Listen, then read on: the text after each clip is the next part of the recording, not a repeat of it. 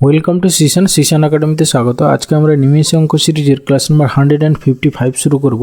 যারা competitive exam preparation নিচ্ছ, বিশেষ করে আপকামিং ফুড এসআই, মিসেলেনিয়াস বা ক্লার্কশিপ বা ওয়েস্ট বেঙ্গল পুলিশের যে কোনো এক্সাম, তাদেরকে বলবো অবশ্যই ভিডিওটা শেষ পর্যন্ত দেখো। এই টাইপের ম্যাথসের কোয়েশ্চেন তোমরা পরীক্ষায় পাবে। ওকে, আর ভিডিওটা শেষ পর্যন্ত দেখে ভালো লেগে থাকলে তাহলে অবশ্যই একটা লাইক করো, বন্ধুদের সঙ্গে শেয়ার করো। ওকে, চলো লেট স্টার্ট। ফার্স্ট কোয়েশ্চেন কী আছে দেখে নাও। বলেছে 112 সংখ্যাটিকে ক্ষুদ্রতম কোন পূর্ণ সংখ্যা দ্বারা গুণ করলে গুণফল একটি পূর্ণবর্গ সংখ্যা হবে। ঠিক আছে, জাস্ট তুমি একে ফ্যাক্টর করো। ঠিক আছে, তাহলে 112 একে ফ্যাক্টর করো।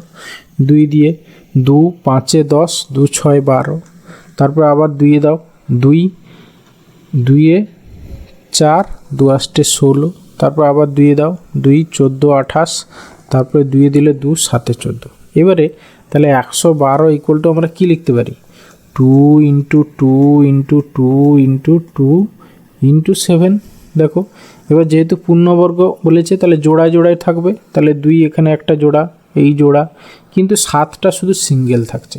তাহলে এর সঙ্গে যদি আমি আরও একটা 7 গুণ করে দিই, ঠিক আছে, তাহলে সেটা জোড়া হয়ে যাবে। তাহলে এটা পুরোটাই পূর্ণবর্গ সংখ্যা হয়ে যাবে। তাহলে এর সঙ্গে কোন ক্ষুদ্রতম পূর্ণ সংখ্যা গুণ করতে হবে? না 7 গুণ করতে হবে। ঠিক আছে, মানে অপশান এ অ্যান্সার। এরপরে এসে কোশ্চেন নাম্বার 2। বলেছে 3টি বর্গাকার ক্ষেত্র যাদের বাহুগুলি যথাক্রমে 2 সেমি, 3 সেমি, 6 সেমি সমন্বয়ে একটি নতুন বর্গক্ষেত্র তৈরি করলে তার পরিসীমা কত হবে? ঠিক আছে, তাহলে যে নতুন বর্গক্ষেত্রটা হবে তার ক্ষেত্রফল এই 3টে বর্গক্ষেত্রের ক্ষেত্রফলের সমষ্টি সমান হবে। তাহলে তার বাহু যদি এক্স হয়, নতুন বর্গক্ষেত্রটার, তার ক্ষেত্রফল কত হবে? X square. সেইটা ইকুয়াল টু কত হবে? না প্রথমটার স্কোয়ার, মানে প্রথমটার ক্ষেত্রফল প্লাস দ্বিতীয়টার ক্ষেত্রফল প্লাস তৃতীয়টার ক্ষেত্রফল। ব্যাস, এখান থেকে আমরা এক্সের ভ্যালু পেয়ে যাব। দেখো এটা কত? 4 + 9 প্লাস হচ্ছে গিয়ে 36, মানে হচ্ছে গিয়ে 49। তাহলে এক্স স্কোয়ার ইকুয়াল টু 49, তাহলে এক্স ইকুয়াল টু তাহলে হচ্ছে 7। তাহলে যে নতুন বর্গক্ষেত্রটা হবে তার বাহু হচ্ছে গিয়ে 7। তাহলে পরিসীমা চেয়েছে 4a, মানে 4 × বাহু, মানে 4 × 7, মানে 4 × 7 28, 28 সেমি হবে গিয়ে তার পরিসীমা, মানে অপশান এ অ্যান্সার। ওকে, এরপরে এসে কোশ্চেন নাম্বার 3। বলেছে কোনো মূলধনের 2 বছরের সরল সুদ ও চক্রবৃদ্ধি সুদ যথাক্রমে এত এত। তাহলে সুদের হার নির্ণয় করো। যদি 2 বছরের ক্ষেত্রে সরল সুদ আর চক্রবৃদ্ধি সুদ দেওয়া থাকে, তাহলে আমরা একটা ফর্মুলা জানি কি? না এসআই বাই হচ্ছে গিয়ে CI, simple interest by compound interest 2 বছরের ক্ষেত্রে ইকুয়াল টু কী হয়? 200/200 প্লাস আর। ঠিক আছে, তাহলে এখানে আমরা বসিয়ে দিই। এসআই হচ্ছে গিয়ে কত? না 1440, আর সিআই হচ্ছে গিয়ে কত? না 1483.20। ওকে, ইকুয়াল টু হচ্ছে গিয়ে তোমার 200/200 প্লাস আর। এখান থেকে আর এর ভ্যালু বের করতে হবে। আচ্ছা, প্রথমে আমরা এই পয়েন্টটা তুলে দিলাম, তাহলে উপরে 100 × 100 করে দিলাম। তাহলে এই একটা শূন্য, এই একটা শূন্য কাটলো। ঠিক আছে, তারপরে এবার কাটাকাটি করো। এইটা একটা শূন্য, এইটা একটা শূন্য, তাহলে এই শূন্য এই শূন্য কেটে গেল। এবারে হচ্ছে কি আমরা 12 দিয়ে কাটি। 12 144, 12 দিয়ে এটা যদি কাটি, 12 2 12 1 12, 12 2 24, 12 3 24, কত থাকছে? 4 3, 12 3 36, আর 12 6 72। এবার 12 দিয়ে কাটো, বা হচ্ছে কি 2 কাটো, 2 6 12, এবার 6 দিয়ে একে কাটো, 6 2 12 0 6 6 36। তাহলে তোমার 200 প্লাস আর ইকুয়াল টু কত পেলাম? না 206। তাহলে আর এর ভ্যালু কত? 6। তাহলে 6% হচ্ছে সুদের হার, মানে অপশান ডি অ্যান্সার। ওকে, এরপরে এসে কোশ্চেন নাম্বার 4।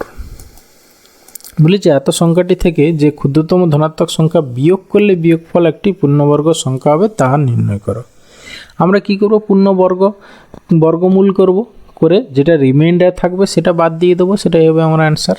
ওকে, তাহলে 9545 জোড়ায় জোড়ায় ডান দিক থেকে নেব, এই এবার হচ্ছে কি 95, মানে 9 বার যাবে, 9 9 81, তাহলে পড়ে থাকছে হচ্ছে গিয়ে 4 1 4 5 নামলো।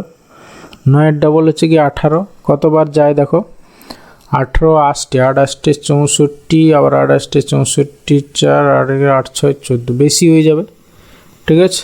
তাহলে হচ্ছে কি 7 দিই, 7 তাহলে এইখানে 7 হবে, 7 7 49 9, 7 8 56 আর হচ্ছে 4 মানে হচ্ছে 60 0 হাতে 6, 7 1 7 6 13, ঠিক আছে।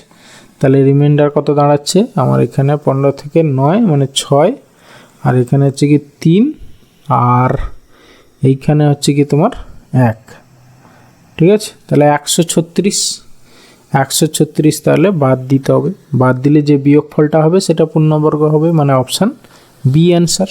ওকে, এরপরে আসি কোশ্চেন নাম্বার 5। বলেছে 12 20 x 25 সংখ্যাগুলি পরস্পর সমানুপাতি হলে x এর মান নির্ণয় করো। তাহলে যেহেতু পরপর 4টে নাম্বার সমানুপাতি, তাহলে প্রথমটা বাই দ্বিতীয়টা মানে 12 বাই 20 ইকুয়াল টু তৃতীয়টা বাই চতুর্থটা মানে x বাই 25। ব্যাস, এখান থেকে x এর ভ্যালু বের করো, যা হবে সেটাই অ্যান্সার, ঠিক আছে। কাটাকাটি করো, 4 4 3 12, 4 5 20। এবার দেখো 5 থেকে এইটা কী করে আসছে, 5 ইন্টু 5 করলে 25 হবে, তাহলে 3 ইন্টু 5 করে দাও, 3 5 15 হবে, তাহলে x এর ভ্যালু হয়ে গেল 15। তাহলে x ইকুয়াল টু 15 হবে অ্যান্সার, মানে অপশান সি অ্যান্সার। এরপরে আসি কোশ্চেন নাম্বার 6। বলেছে পি ও কিউ একটি কাজ একসাথে মিলে 2 দিনে সম্পন্ন করে। তারা আলাদাভাবে একাকী কাজ করলে পি এর যে সময় লাগে কিউ এর তার থেকে 3 দিন বেশি সময় লাগে। মানে পি এর যে সময় লাগে এক্স দিন ধরো সাপোজ, কিউ এর হচ্ছে তোমার এক্স প্লাস 3 দিন লাগবে। আচ্ছা, এখানে কিউ এর একাকী কত দিনে কাজটি সম্পন্ন করবে। আচ্ছা, যেহেতু কিউ এর টাইমটা চেয়েছে, আমরা কিউটাকে এক্স ধরি, তাহলে পি এর ভ্যালু কত হবে না, পি হচ্ছে তার থেকে 3 দিন কি কম লাগবে, তাহলে এক্স মাইনাস 3 হবে। হ্যাঁ, তাহলে পি এর যে সময় লাগে কিউ এর তার থেকে 3 দিন বেশি লাগবে, ঠিক আছে। ব্যাস, তাহলে কিউ এরটা বের করতে যেহেতু বলেছে সেই জন্য কিউকে এক্স ধরলাম, আর তাহলে পি হচ্ছে এক্স মাইনাস 3। এবার আমরা জানি না যে দুজনের ইন্ডিভিজুয়াল টাইম দেওয়া আছে, তাহলে দুজনের একসঙ্গে কাজ কত কিভাবে করে আমরা ফর্মুলা জানি না, দুটোর গুণ বাই দুটোর যোগ। তাহলে এখানে আমাদের ফর্মুলা কি, x minus 3 into x by হচ্ছে গিয়ে এক্স মাইনাস 3 প্লাস এক্স, ঠিক আছে। এইটা ইকুয়াল টু বলেছে 2 হবে, তাহলে এখান থেকে সিম্পলিফাই করে আমাদের এক্সের ভ্যালু বের করতে হবে। ওকে, আচ্ছা দেখো তোমার নিচে হচ্ছে গিয়ে তোমার নিচে আমরা এইটাকে যদি আমরা সিম্পলিফাই করি তাহলে x into x minus 3 by হচ্ছে নিচে 2x মাইনাস 3, ঠিক আছে, ইকুয়াল টু হচ্ছে গিয়ে তোমার 2 হবে। তাহলে অপশান টেস্ট করি, আর দ্বিঘাত সমীকরণে যাব না, অনেক সময় লাগবে। দেখো আমরা যদি এক্সে প্রথমে 3 বসাই, ঠিক আছে, অপশান এ যদি টেস্ট করি, দেখো এখানে এক্সের ভ্যালু 3 বসালে এটাতে 0 হয়ে যাবে, 2 আসতে পারে না, অপশান এ হবে না। অপশান বিতে এক্সের ভ্যালু যদি 4 বসাই, তাহলে 4 ইন্টু 1 মানে 4 ইন্টু 1, আর নিচে হচ্ছে গিয়ে 4 2 8 মাইনাস 3 মানে হচ্ছে গিয়ে 5, এটা তো নট ইকুয়াল টু 2, আমাদের 2 আসতে হবে, 2 আসছে না, তাহলে অপশান বিও হবে না। অপশান সি 5, তাহলে 5 ইন্টু 5 মাইনাস 3 মানে 2 বাই হচ্ছে গিয়ে 5 2 10 মাইনাস 3 মানে হচ্ছে 7, দেখো সেইটাও নট ইকুয়াল টু 2, তাহলে এইটাও হবে না, তাহলে অবভিয়াসলি পড়ে থাকবে অপশান ডি, মানে এটাই অ্যান্সার। দেখো 6 বসালে হয়ে আসছে, মানে 6 ইন্টু হচ্ছে 6 মাইনাস 3 মানে 3 বাই হচ্ছে গিয়ে দেখো 6 দিয়ে 12 মাইনাস 3 মানে হচ্ছে গিয়ে 9, কাটাকাটি করো 3 3 3 9, 3 2 6, তাহলে ইকুয়াল টু 2 আসছে, তাহলে অপশান ডি অ্যান্সার। তুমি 3টে টেস্ট করবে, হ্যাঁ, করে দেখবে হলো না, তাহলে অবভিয়াসলি 4টা তোমার অ্যান্সার হবেই, আর ওটা চেক করার দরকার নেই। ওকে, আচ্ছা আমি এইভাবে করলাম অপশান টেস্ট করে, তোমরা এই যে ইকুয়েশানটা দাঁড়ালো এইখান থেকে তোমরা দ্বিঘাত সমীকরণ করে এক্সের ভ্যালু বের করতে পারতে, একই হতো। ওকে, এরপরে আসি কোশ্চেন নাম্বার 7। কি বলেছে, বলেছে একটি পরিবারে মায়ের বয়স তার কন্যার বয়সের 3 গুণ। ওকে, এবার 15 বছর আগে মায়ের বয়স তার পুত্রের বয়সের 6 গুণ ছিল। আচ্ছা, পুত্রটি কন্যা অপেক্ষা 4 বছরের বড় হলে মায়ের বর্তমান বয়স কত।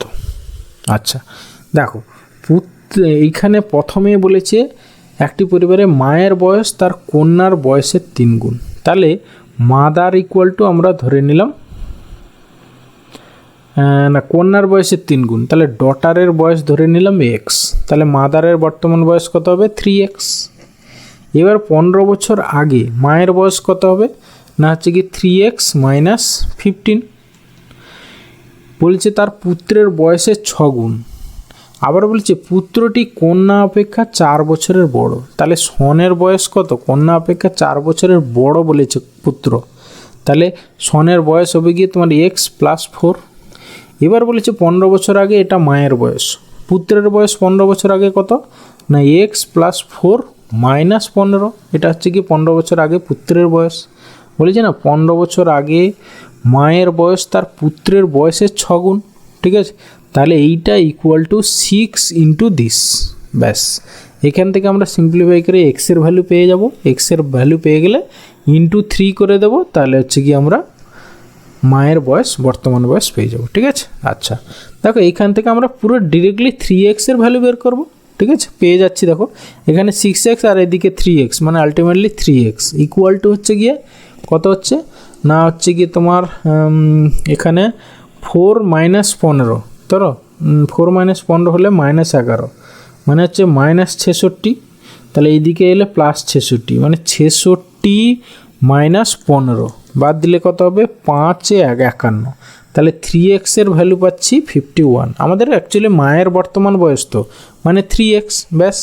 তাহলে অ্যান্সার হয়ে গেল তোমার 51, মানে অপশান এ অ্যান্সার। তোমরা আবার এখান থেকে x বের করে আবার তার সঙ্গে 3 করতে যাও না, ঠিক আছে, একবারে আমার দরকার 3x, বাস 3x এর ভ্যালু পেয়ে যাচ্ছি, সেটাই হবে অ্যান্সার। ওকে, এরপরে আসি কোশ্চেন নাম্বার 8। বলেছে এক ফল বিক্রেতা পাইকারি বাজার থেকে এত টাকার ফল কেনেন, যদি পরিবহন ব্যয় ক্রয় মূল্যের 4% হয়, তাহলে কত দামে ওই ফল বিক্রি করলে তার 15% লাভ হবে, ঠিক আছে। আচ্ছা দেখো, প্রথমে সে 4500 টাকা দিয়ে ফলটা কেনে। এবার পরিবহন খরচ বলেছে ক্রয় মূল্যের উপর 4%, তাহলে অ্যাকচুয়ালি তার এত টাকা দিয়ে কিনেছে, আরও পরিবহন খরচ হচ্ছে গিয়ে এর 4%, তাহলে অ্যাকচুয়ালি তার কত টাকা খরচ হলো, ক্রয় মূল্যে দাঁড়ালো, মানে তার অ্যাকচুয়ালি কত খরচ হলো। হ্যাঁ, মানে ওইদিকে ফল কিনেছে প্লাস হচ্ছে গিয়ে পরিবহন মানে ক্যারিং কস্ট, তাহলে টোটাল কত দাঁড়ালো তার, মানে ইন্টু 104/100 হয়ে গেল। এইটা হয়ে গেলে তার অ্যাকচুয়াল সিপি হয়ে গেল, ঠিক আছে। তার 15% লাভ দরকার, তাহলে এত ইন্টু 115/100 করে দাও, যা হবে সেটাই অ্যান্সার। তাহলে এত টাকায় বিক্রি করলে তার 15% লাভ থাকবে, ব্যাস। এবার সিম্পলিফাই করো, হ্যাঁ, এর দুটো শূন্য, মানে এইটা গেল, তারপরে কাটাকাটি করো, 5 কাটো, 5 9 45, আর হচ্ছে গিয়ে 5 20 100, আবার কাটো 5 5 4 20, 5 2 10, 5 3 15, 4 কাটো 4 2 8 আর 4 6 24। এবার ইকুয়াল টু দেখো ইউনিট ডিজিট কত হতে পারে, 9 6 54 54, 4 3 12, 2 হবে ইউনিট ডিজিট, একমাত্র একটা অপশানে 2 আছে ইউনিট ডিজিট, ব্যাস ওটাই অ্যান্সার, আর ভাবার দরকার নেই। ওকে, এরপরে এসে কোশ্চেন নাম্বার 9। বলেছে একটি নৌকার স্রোতের অনুকূলে 1 কিমি যেতে 6 মিনিট সময় লাগে এবং স্রোতের প্রতিকূলে 12 কিমি যেতে 2 ঘন্টা সময় লাগে, তাহলে স্রোতের গতিবেগ কত। দেখো এখান থেকে আমার স্রোতের অনুকূলে মানে ডাউন স্ট্রিম রেট পেয়ে যাব আর আপ স্ট্রিম রেট পেয়ে যাব। সেই দুটো যদি পেয়ে যাই তাহলে downstream minus upstream by 2 করে দেবো, তাহলে স্রোতের বেগ পেয়ে যাব, ঠিক আছে। তাহলে ডাউন স্ট্রিম রেট কত হচ্ছে ঘন্টায়, দেখো 1 কিলোমিটার যেতে 6 মিনিট, মানে 6 মিনিটে যায়, 6 মিনিটে যায় হচ্ছে গিয়ে কত না 1 কিমি, ঠিক আছে। আমার অ্যাকচুয়ালি ঘন্টায় বের করতে হবে, তাহলে 60 মিনিটে কতটা যায়, তাহলে ইন্টু 10 করে দাও, মানে 10 কিমি যাবে, তাহলে হচ্ছে গিয়ে তোমার ডাউন স্ট্রিম রেট হয়ে গেল কত না 10 কিলোমিটার পার আওয়ার। ওকে, এবার আপ স্ট্রিম দেখো তোমার স্রোতের প্রতিকূলে 12 কিমি যেতে 2 ঘন্টা সময় লাগে, তাহলে 1 ঘন্টায় কতটা যায়, 1 ঘন্টায় 6 কিলোমিটার যায়, তাহলে 6 কিলোমিটার পার আওয়ার হচ্ছে গিয়ে তার আপ স্ট্রিম রেট হয়ে গেল। এবারে আমাদের স্রোতের বেগ চেয়েছে, তাহলে downstream minus upstream by 2, মানে হচ্ছে গিয়ে 10 মাইনাস 6 বাই হচ্ছে গিয়ে 2, মানে হচ্ছে 10 6 মানে 4 4/2 মানে 2 কিলোমিটার পার আওয়ার, ঠিক আছে। এটা হচ্ছে স্রোতের বেগ, মানে অপশান বি অ্যান্সার। এরপরে আছে question number 10 and final question. বলেছে দুটি শরবতে চিনির পরিমাণ যথাক্রমে 40% ও 60%। ওই দুটি শরবত কী অনুপাতে মেশালে নতুন শরবতে চিনির পরিমাণ 50% হবে। তাহলে এটা মিক্সার অ্যালিগেশন বা লিঙ্ক আপ মেথড অ্যাপ্লাই করে দাও। প্রথম প্রকারে চিনি আছে কত 40%, দ্বিতীয় প্রকারে আছে 60%, ঠিক আছে। আর দুটোকে মিক্স করলে যেটা হবে তাতে 50% থাকবে। এবারে এই কোনাকুনি ডিফারেন্স বের করে রেশিও বের করো। তাহলে এদিকেও 10 আর এদিকেও 10, তাহলে রেশিও যদি করা হয় তাহলে কত 1:1। তাহলে 1:1 অনুপাতে মেশাতে হবে, মানে option B answer. Okay, thank you ভিডিওটা শেষ পর্যন্ত দেখার জন্য। যদি ভালো লেগে থাকে তাহলে অবশ্যই একটা লাইক করো, বন্ধুদের সঙ্গে শেয়ার করো, আর চ্যানেলে নতুন হলে অবশ্যই সাবস্ক্রাইব করো। ওকে, ভালো থাকবে, বাই।